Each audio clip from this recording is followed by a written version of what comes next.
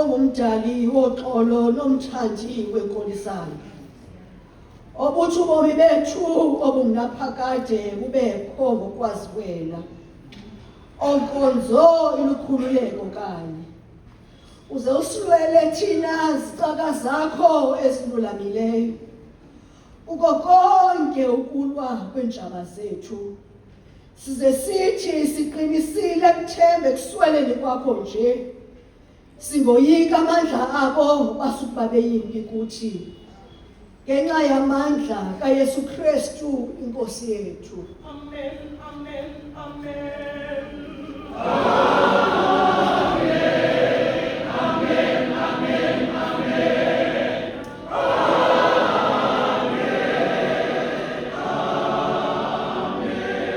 Nkosi bawo wethu wasezulwini. Thixo namandla onke ongunaphakade. Osilondolozileyo kwade kwasanga lemini yanamhlanje. Uze usilondoloze ngayo ngamandla akho amakhulu. Usipho okokuba sithi ngale mini singawi esonweni. Usipho okokuba sithi ngale mini singawi esonweni. Sithi kananjalo singangeni ezingozini. Sithi zonke izenzo zethu zicwangciswe ngokubona kwakho. Size simana sisenza oko kulungileyo ebusweni bakho. Ngenxa yakhe uYesu Kristu inkosi yethu. Amen, amen, amen, amen, amen, amen, amen, amen, amen,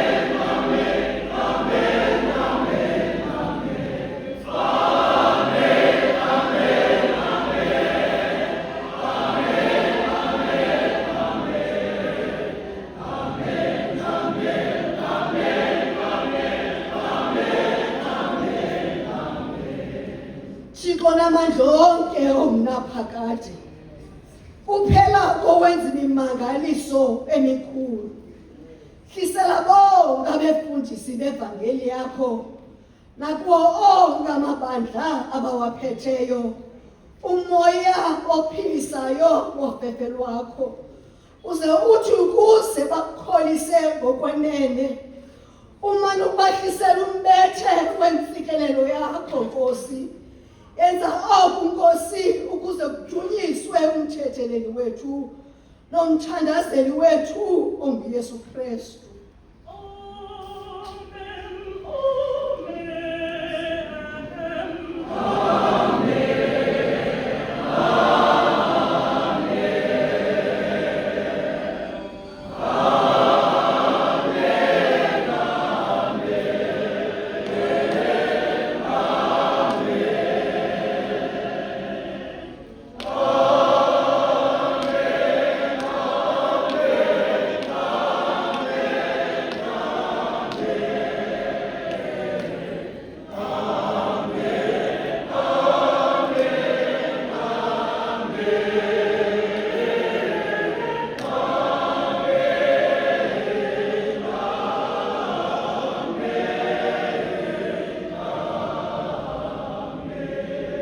Thixo mdali nomlondolozi wabo bonke abantu.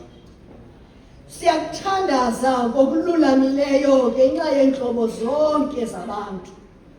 Ukuba ubazise indlela zakho nophiliso lwakho olulondolozayo.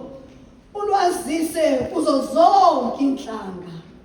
Sithi ngokubalulekileyo sithandazele irhamente engcwele ekulo lonke ilizwe. Ukuba ihlale ngethamsanqa. Ize ikhokhelelwe iphathwe kumoya wakho olungileyo. Bathe bonke abazibiza ngokuthi bangamaKristu bakhokhelelwe endleleni yenyaniso. Babambe inkolo nganhliziyo nye. Bebambisene ngoxolo. Bebambisene ngoxolo. Bebambisene ngoxolo. Behleli ngokulungileyo. Sithe sekugqibela sibabhekisele ebubeleni bakho.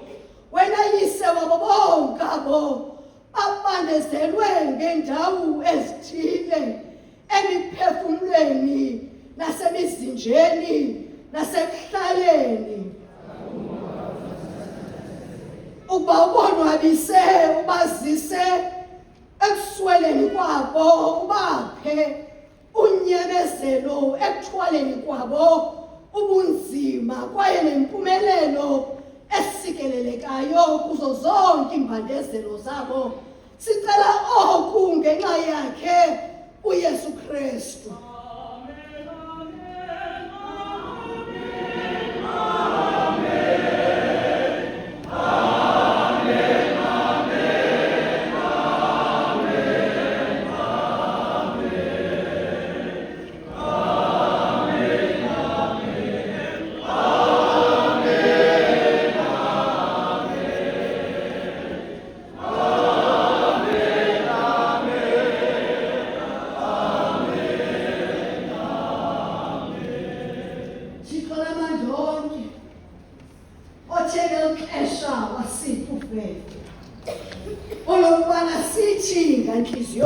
Ukuthandaze ngabanye otheka kanjalo wasithembisa ukubana wothi kwakuhlangana ababini noma bathathu egameni lakho ubaphe izinto abazicelayo.